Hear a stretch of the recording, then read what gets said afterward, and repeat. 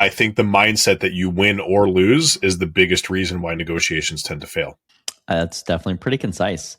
There's a quote from the TV show Stranger Things, and basically one of the main characters is taking care of a little girl, and she's on the run, and they're talking about going out for trick-or-treating and Halloween, and she wants to leave the house. He can't. It turns into, he was like, well, I'll tell you what, I'll come back early from work. We'll eat as much candy. I'll bring it back with me. We'll sit on the couch, watch whatever TV show, and eat as much candy as we can. He said, does that sound like a good compromise? And she's like, what's compromise? Because clearly she doesn't speak English or something. But he says compromise is halfway happy. And so that's where both sides lose something, both sides gain something. And basically they say that the art of the negotiation and the way that you know you've arrived at a potential thing is both parties are slightly dissatisfied with the outcome. So yeah, everyone wins a little bit. But I think that the art of negotiation in general, of how do we find a mutually beneficial middle point, really is the entire DNA of a sales conversation. Yeah, I mean, you're right about that. I would say any interaction where you're exchanging money is in fact a negotiation to an extent. Now, negotiation, I don't want you necessarily think like I want to charge $10 billion, but I'm only going to end up charging 1,000. And like, that's the negotiating thing per se. Now, maybe prices to an extent, but I think the point of this conversation is less about the tactical specific. You want to charge 3K, but you're willing to charge somebody 1,000, or you might get them to 5,000 rather than like what's the inclusions are. But yeah, I think at the end of the day, in that sales situation, somebody's going to part with something, their money, in exchange for you parting with your time and expertise, and keeping that in mind. But you're both also gaining something, where you're gaining that person's money and they're gaining ideally a result or outcome that they desire, right? So you're both giving and you're both getting an exchange of stuff. And that's where the, so to speak, negotiation is kind of happening. You know, because I was kind of curious, because we obviously have similar definitions around what that is, but just for the audience, negotiations are defined as a strategic discussion between two or more parties to resolve differences, create new options, or reach an acceptable agreement by understanding mutual interests, preparing thoroughly, and communicating effectively. And I think that a lot of people, when they think about sales, they really don't have this idea of a helpful, empowering way of thinking about it. It's coming into the equation or the consultation as, well, I'm going to ask this person to make something and to give me something, not how can I look to help this person get to wherever they're going, or how can I help them make a decision? And immediately it becomes a very self-centered conversation that I think is going to ultimately result in someone feeling a little strange if they don't understand their product, which is really where I think negotiation comes into. Do you understand what the person you're sitting across from has and stands to gain, and what they stand to lose if they don't use your solution? It's funny. I went on a GPT building tear over the past day. So I went in and I'm like, all right, I got to finish up. You know, we got Persona Parker and a couple of other GPTs now that we kind of rely on and use and whatnot. But I did Flo, I did Parker, I did Olaf, I got Pam, and I got Harry. So I was working on Olaf, which is the offer architect, not the snowman, but the offer architect. And I couldn't think of another O. I'm like, Oscar, maybe that Oscar would have been, but Olaf was funny. And I gave them all superhero like images. So it's like the colorful background and everything like that. But like Olaf was a freaking jacked offer guy, like holding his clipboard and everything. Anyways, as I'm talking about building your offer and everything, one of the big components that I was really trying to structure in there was the actual, like, what are people getting, and making sure that they understood it in a succinct way, and really intrinsically burying the underlying feeling of I'm getting a lot of value out of what I'm paying for. And that's really the big thing in the art of sales, is making sure people almost feel like, oh, what I'm getting, like I'm paying something that's cheap for what I'm getting. In essence, it's a really good deal. The value is there. But again, you still want somebody to part with their money. When you go and buy something at the store, you're parting with your money. The store is inherently giving you something for that, but they also have to give stuff. Like they also have to get stuff in return. And that's just the whole idea of the negotiation. Yeah, I think that helps people wrap their brains around, like, and this is kind of parlaying into a little bit of project management of like action items versus deliverables, you know. And I think negotiations, it's how you arrive at what exactly that other person's getting. And I think that because our audience ideally is a lot of health coaches, this is where breaking down that offer into the deliverables versus the actions, or what kind of support system are you setting your people up for, really does become the crux of that specific negotiation conversation, or AKA the sales consultation is like, hey, tell me what problems you have going on. Here are the actions that I can take. Here are the tangible things that you're going to have as we leave this conversation. Because when you're now going into your solution presentation or your offering, this is where if they don't really conceptually understand and it's languaged in a way that might be unfamiliar to your target demographic or whoever you're sitting across from, you're going to miss because you're going to miscommunicate it. And that's where when we think about, the three things that successful negotiation really is understanding those mutual interests, preparing thoroughly, and communicating effectively. And so the communication component is, here's what I do. I help people, whatever, if you want to look at a positioning statement. But you should be able to take the same deliverable and reframe it in like 10 different ways, because the outcome is still going to be the same. So for instance, Steve, when we think about deliverables that health coaches should have, what are like three things that come up in your mind? I think the biggest thing is being able to tie down your program to the result that somebody wants, and what the overarching, call it, process or framework or whatever might be in that journey. Is that a tangible item?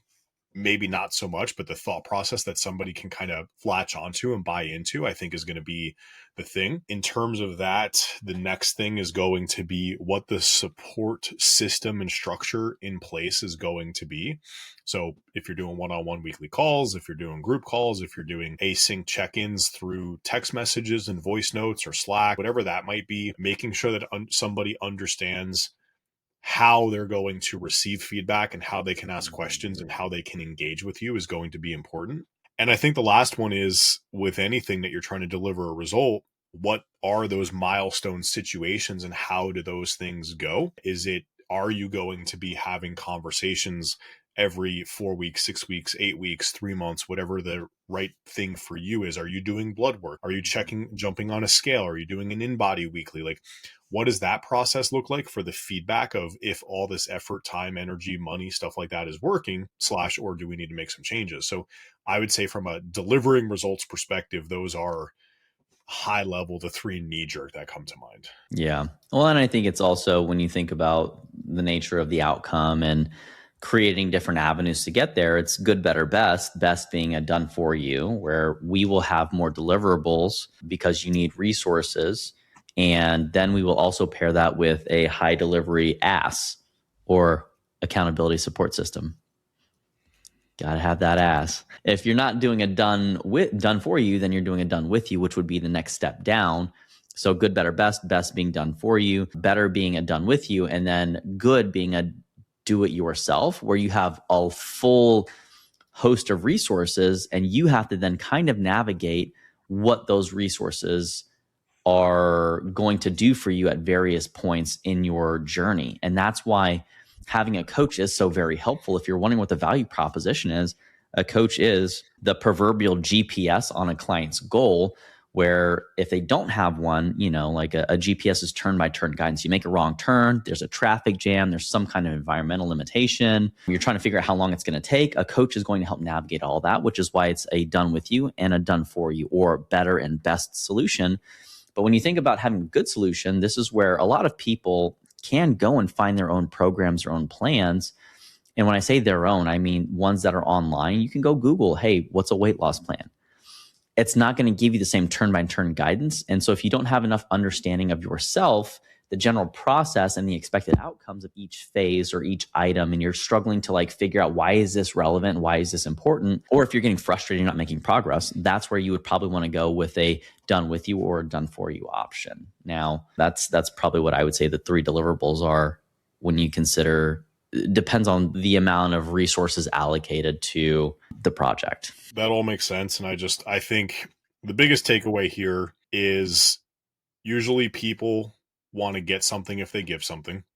And it's not just this plain hey, I offer a program and you pay me for the program. Always think there's probably something extra you should think about giving and or potentially getting. If you go into any negotiation or a sales situation where it's win or lose, then more oftentimes than not, you're probably going to feel like you lost versus realizing there's probably bridges that you're going to have to build in between there.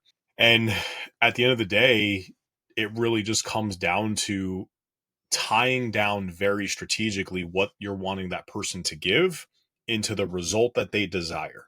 The faster you can get it for them, the less effort on their part to get there, the more guaranteed that the result is. Those are things that people are likely caring about. So when we think about the marketing, offer stacking, and all those components, like those are just emotional triggers that are going to get somebody to go, oh, okay, this is what makes sense for me to part way with my money and my time and this effort and this energy. Thinking through it that way might just reframe the idea of a sales conversation a little bit differently. Absolutely. And, and this is why I have qualms with different phrasing of like closed won versus closed loss. Like how you manage your pipeline becomes how you subconsciously speak to people. And when we say opportunities, leads, like those are things that as a solopreneur, if your job isn't just to sell, but your job is actually fulfilling the service, you're going to want to probably maybe change some of that. And this is where Steve and I have had conversations around, life changes is something that people use as a revenue generation item. And that's fine if that's what's empowering for you, as long as it ties back into the viability of the business. And I think that's just really important too. You can frame things however you want. It just has to move everything forward. And what happens if you have someone that falls into the closed loss category and you don't sell them something? Now, that's where you would go into a nurture sequence, or how do you continue to go back and build enough trust, or give enough value that you become the obvious solution and you don't have to justify it. You don't have to negotiate over it in terms of haggling and, those really just not fun sales consultations that usually seem like they happen more so in the beginning. But that's going to be in a future episode. So if you haven't already subscribed, make sure you go and find that. So turn on the little notification thing in the top corner. So that way, as these things come out, as these episodes come out, you're going to want to make sure that, especially because it's currently the back half of December in 2025, you should have strong nurture systems for the people that don't elect to move forward with your services in January. Your ability to nurture will determine how successful you are in probably the second quarter, when traditionally consumer behavior dries up a little bit unless people are actively looking for a fitness solution like they are in January. So, Steve, any closing thoughts or remarks as we wrap up negotiations or sales or New Year's? I promise you guys, if you come and you listen in more, you subscribe and you like the videos and throw some comments on there, we will provide you with lots of value that's well worth your time, your effort, and your energy for clicking those buttons and jumping on in. Just see what I did there with that negotiation. See that? Give and take. That's really a wrap. We wanted to go short, fast, quick, and to the point today, guys. Make it easy to take down and just trying to shift that perspective on sales and negotiations. So we appreciate you guys jumping on today, listening to Beyond the Pump, where we break down the business of fitness and nutrition. Hopefully you take this, can lean into it in your business, and you can go grow something with this. See you guys next time. Peace.